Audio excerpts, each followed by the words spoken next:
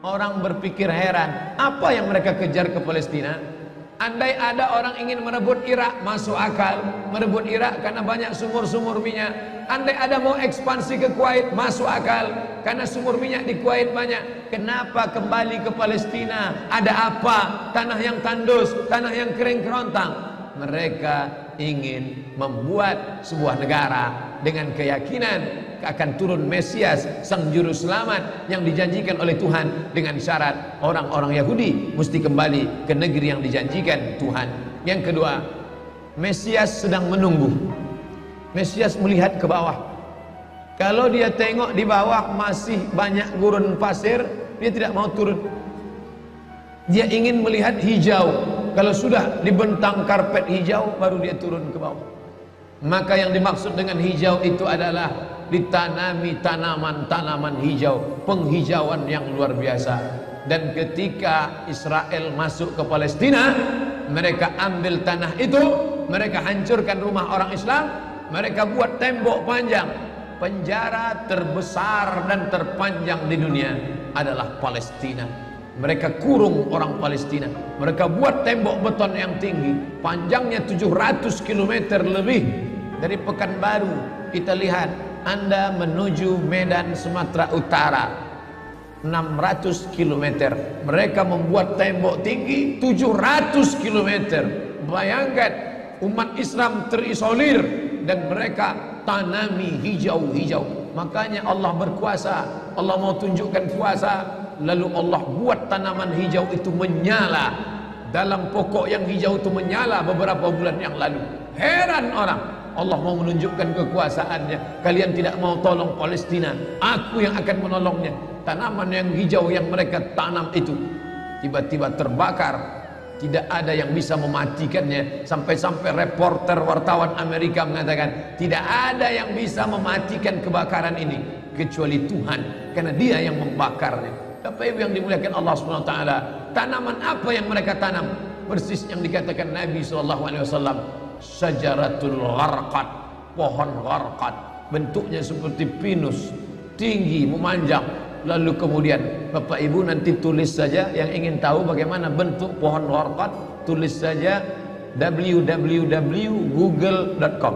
Lalu tulis di sana alif lam ghain ra qaf dal al-gharqad, enter, muncul gambar pohon gharqad. HP saya tak bisa tulis Arab Pak Ustaz, belum masuk Islam. Cara mengislamkannya, Play Store, klik. Setelah buka Play Store, pilih Arabic Keyboard. Setelah keluar Arabic Keyboard, pilih Arabic Smart Keyboard. Smart Keyboard Arabic. Habis itu setupkan ke HP. 5 menit, geser, langsung berubah, bisa tulis Arab. Alif lam ghain ra qaf dal, enter, pilih image, muncul gambar pohon gharqad. Gimana? Sudah nampak? Tak keluar Pak Ustaz. Loh, kenapa? Paket tak ada. Sekarang mudah belajar. Dulu kami sekolah, ketika mau tahu gimana pohon sidir, kalau mau memandikan jenazah, ambil beberapa helai daun sidir, lalu digiling, dimasukkan ke air. Gimana pohon sidir Ustaz? Pohon sidir, kata Ustaz. Sekarang mudah saja, tinggal tulis Sid dal ra, sidir, enter. Pohon bidara kata kita, enter image, nampak. Oh, ini gambarnya. Teknologi canggih memudahkan kita. Pohon gharqad kata Nabi, kalau bersembunyi dia di belakang pokok kayu akan berkata, ini Yahudi di belakangku, bunuhlah. Kalau bersembunyi dia di belakang batu akan berkata, ini ada Yahudi, bunuhlah. Tapi kata Nabi, ada satu pohon yang tidak mau menunjukkan dia. Ini pohon mereka, kata Nabi. Apa itu? Syajaratul Gharqad, pohon gharqad. Subhanallah, Masya Allah. Apa yang dikatakan Nabi dulu terwujud sekarang. Mereka tanam pohon gharqad ini sebanyak-banyaknya. Ketika saya sampai ke Rafah, Mesir, Palestina, sampai perbatasan Mesir Palestina, ada satu kota bernama Rafah. Rafah dibagi dua, Rafah Palestina, Rafah Mesir. Di tengah kota Rafah, di batas perbatasan, kawat duri panjang yang dipasang dengan voltase listrik bertegangan tinggi, siapa saja yang menyentuhnya akan terbakar mati, tak ada orang berani mendekat. Tapi kawat-kawat duri itu kita bisa melihat rumah-rumah saudara kita di Palestina dan nampak hijau.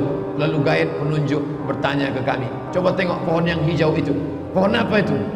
Pohon apa ya? Itulah pohon Gharqad yang dikatakan Nabi SAW. Mereka tanam sebanyak-banyaknya karena mereka meyakini bahwa Mesias akan mau turun kalau sudah dia tengok hijau. Seperti kita kalau pesawat mau mendarat di airport Sultan Syarif Qasim II Airport, Anda akan, ladies and gentlemen, all our passenger, para penumpang pesawat airlines, kita akan mendarat. Begitu kita melihat Riau hijau, tapi hijaunya bukan pohon Gharqad, pohon gotah sama pohon sawit. Begitu juga kalau kita mau mendarat di Batam, kita lihat hijau ke bawah. Begitu jugalah Mesias akan turun ke bawah kalau dia melihat sudah hijau semua. Karena mereka meyakini, amat sangat meyakini itu. Mereka menanam pohon Gharqad itu. 3. Kapan Mesias akan turun? Mesias akan turun kalau Babilonia dibantai terus. Makanya mereka punya program bantai Babilonia, hancurkan Babilonia. Kenapa mereka marah dengan Babilonia? Karena Raja Babilonia pernah menghancurkan kekuasaan mereka. Raja Babilonia yang mereka maksud adalah Nebukadnezar. Nebukadnezar Raja Babilonia menghancurkan kerajaan nenek moyang mereka. Mereka punya dendam kesumat yang luar biasa. Salah satu sifat Yahudi, dendam kesumat yang tak pernah mati.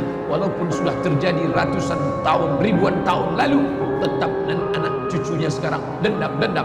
Hantam Babilonia, hantam Babilonia. Karena Babilonia negerinya Nebukadnezar, anak cucunya mesti dihancurkan. Mana Babilonia itu? Babilonia adalah Irak. Makanya setiap naik presiden Amerika yang didukung oleh Yahudi, mereka akan membantai Babilonia, Irak. George Bush naik, apa yang dilakukan George Bush? Membantai Irak. George Bush Junior, anak George Bush naik, apa yang dilakukan George Bush Junior? Membantai Irak. Naik Obama, apa yang dilakukan Obama? Membantai Irak. Kenapa yang sekarang ini, siapa namanya? Donald Trump, payah ingat nama orang kafir. Kenapa Donald Trump tak membantai Irak? Karena Irak sudah hancur babak belur, tak perlu lagi dibantai. Sumur-sumur minyaknya sudah punya kita. Negeri itu sudah menjadi negeri boneka, hancur lebur. Saddam Hussein barulah orang paham. Dulu kita terikut-ikut dengan kata-kata mereka di Reuter. Saddam Hussein raja yang zalim, Saddam Hussein orang yang jahat, Saddam Hussein. Tapi begitu Saddam Hussein digantung, apa kata dia di tiang gantungan? Allahu Akbar, patah lehernya, mati Saddam Hussein, meninggal dunia. Sekarang orang baru sadar, ternyata Saddam Hussein menyelamatkan negeri itu daripada orang-orang yang jahat. Sekarang apa yang terjadi? Saudara kita yang beberapa bulan bersama kita di Masjid Raya Senapelan, kalau Bapak ingat, ayahnya, anaknya, ibunya, adik-adiknya tak sanggup lagi tinggal di Baghdad. Kenapa? Kami dibantai oleh Syiah, kami dibantai oleh Amerika, kami sampai lari mendapatkan suaka politik. Sampai hari ini masih ada sebagiannya tinggal yang Sunni, yang Syiah dengan berbagai macamnya. Apa maknanya? Mereka membantai Babilonia. Lalu orang mengatakan ini kan ekspansi politik, ini kan karena sumur minyak. Ada betulnya, tapi lebih daripada itu adalah mereka memiliki keyakinan yang luar biasa bahwa Mesias akan datang kalau Babilonia dihancurkan. Ustaz baca analisa ini dari mana? Kami belajar buku ini 6 bulan di Al-Azhar, satu mata kuliah, dan saya paling suka mata kuliah ini karena mengaitkan antara ayat Al-Quran dan hadis Nabi. Kalau kita suka mata kuliah itu, kita ingat isinya, kita ingat orang yang mengajarnya. Saya masuk Al-Azhar 1958, hari ini 2017, 19 tahun yang lalu. Kalau saya pejamkan mata saya, masih ingat saya Syekh Dr. Fargallah yang mengajarkan mata kuliah ini. Dengan semangat dulu di lokal mengatakan, anak-anakku sekalian, beginilah mereka akan menguasai umat Islam, negeri Palestina. Semangat Syekh Fargallah. Saya tak tahu apakah dia masih ada atau tidak, tapi pahala akan tetap mengalir baik beliau hidup maupun sudah meninggal dunia. Kenapa? Saya sampaikan kepada Bapak Ibu sampaikan kepada anak menantu, sahabat, kerabat, tetangga, mengerti keadaan kita zaman sekarang. Jangan sampai dikatakan Palestina bukan urusan kita. Ini kan masalah politik. Indonesia ya Indonesia, Palestina ya Palestina. Antum tidak mengerti masalah dunia. Palestina adalah masalah umat Islam. Subhanalladzi asra bi'abdihi. Maha suci Allah yang sudah memperjalankan hambanya minal masjidil haram, dari masjidil haram ilal masjidil aqsa, masjidil aqsa, masjidil aqsa Palestina. Kita yang tertulis dalam kitab suci kita bahwa kita punya ikatan emosional. Kenapa kita tidak yakin itu? Yahudi ajarannya dibuat-buat, ajarannya mitos, tapi mereka punya keyakinan yang luar biasa. Mereka rebut negeri itu, mereka kuasai, mereka hancurkan negeri musuh. Atas dasar apa? Keyakinan bahwa Mesias akan datang. Yang kelima, apa yang mereka lakukan untuk Palestina?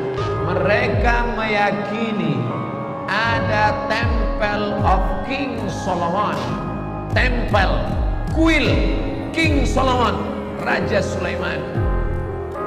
Datang pula orang Indonesia latah, dikatakannya Sulaiman ini kerajaannya bukan di Palestina, di Yogyakarta, Sleman. Kata dia, King Solomon itu punya tempel kuil, dan Temple of King Solomon letaknya pas di bawah Al-Masjidil Aqsa. Apa maknanya? Mereka mengeruk setiap hari bulldozer, traktor, ekskavator, terus mengeruk keliling Masjidil Aqsa. Mereka ingin meruntuhkan Masjidil Aqsa. Tulis Temple of King Solomon, enter, pilih image, tampak gambar replika. Inilah kerajaan Sulaiman yang ada di bawah Masjidil Aqsa.